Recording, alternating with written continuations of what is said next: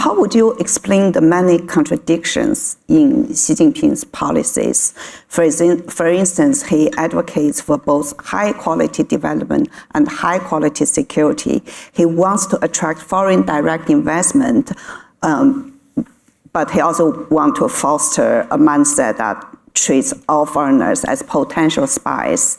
And he wants to strengthen state-owned enterprises, and while he says, I support the private sector, you're 自己人, you're all one of our own. And, it's all this what we Chinese said, 既要又要还要, not only but also and else. Are they, how do you explain these contradictions? Well, Chinese politics is not unique in having contradictions. I've seen a bit of that in Western countries as well, including our own. But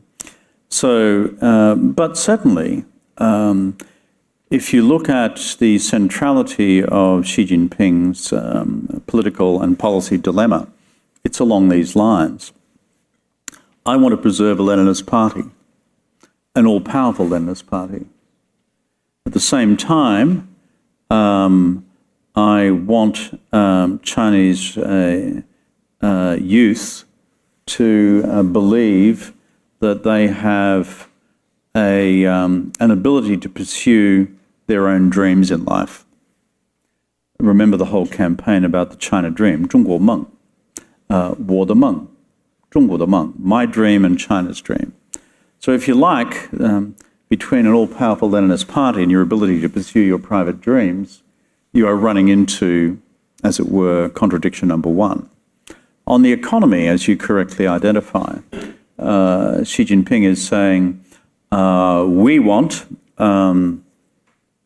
if you look carefully at the ideological statements, the formula around the 两个保护, the two guarantees, which is guaranteeing the role of a strong private sector and guaranteeing the role of an activist and reformed public sector, that is state-owned enterprises. And to which we would say, well, yes, we would all want to achieve that balance. And in reality, where does the investment capital go? Increasingly in the direction of SOEs, and where is private fixed capital investment going for the private sector?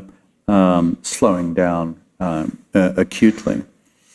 So therefore, within these domains of policy, both on pure politics, on society and the economy, and in terms of international policy, which is we are as the Chinese party and state preparing for international security policy contingencies, including Taiwan, the South China Sea, the East China Sea, etc. And at the same time, we're wishing to stabilise our relationship with the United States and its allies, at least since the Woodlands summit between Xi Jinping and Biden in October last year. And so, again, there is a range of emerging tensions within that. What's Xi Jinping's ultimate resolution of this?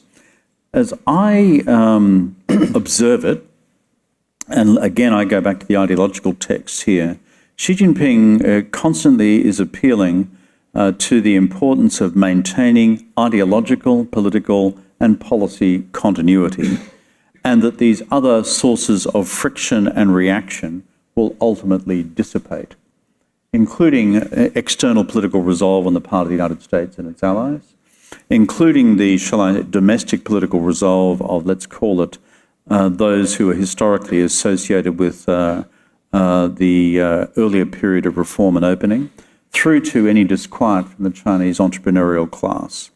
And so his ultimate view of resolving the contradictions is he has reached the correct conclusion. He believes that his resolution of this at a level of theory and ideology is right, and that others ultimately will fall into line because he has the discipline, endurance, and strategic patience of a long-term Leninist. Is he right? Is he right? That's like re-entering the Catholic Marxist confessional, isn't it?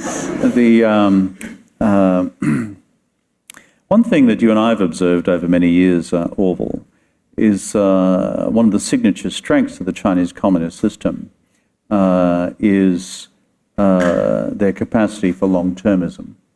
Why do they have a capacity for long-termism? They don't have these pesky periodic interventions called democratic elections, which militate against long-termism, because we actually think in our systems of government that governments need to be re-legitimised through the agency of the ballot box. It's also a view which I happen to share, even when I've won elections and lost elections in the past myself. So is he right?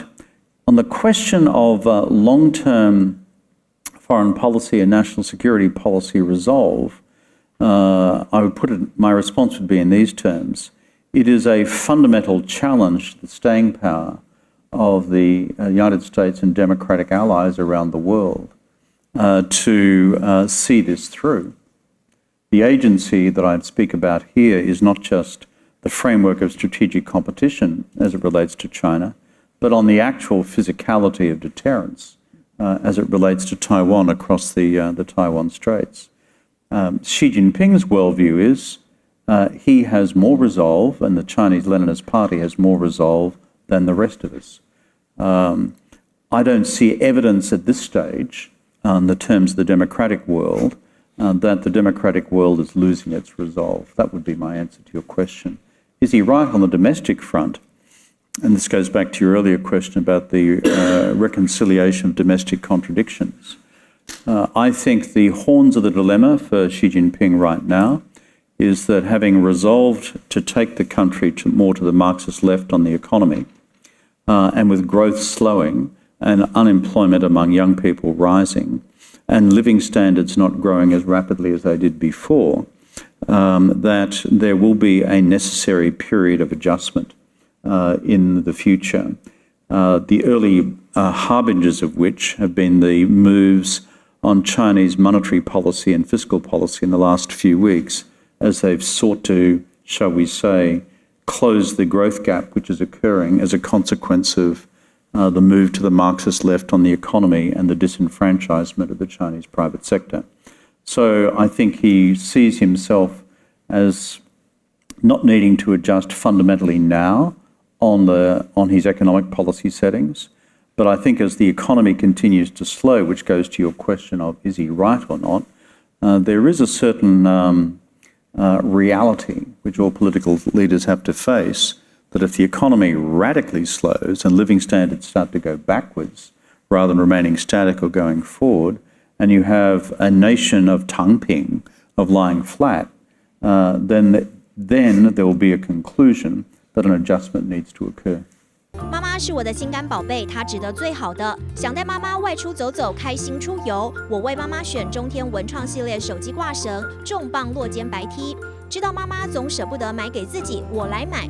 希望妈妈解放双手，穿得舒服年轻。现在就上快点购母亲节中天文创系列宠爱妈妈超值专区，享多件超值组合价，还有多项文创商品加购价优惠，满5000加送520购物金。透过中天新闻网 App 下单或输入 CTI 推荐码，每单再减50元。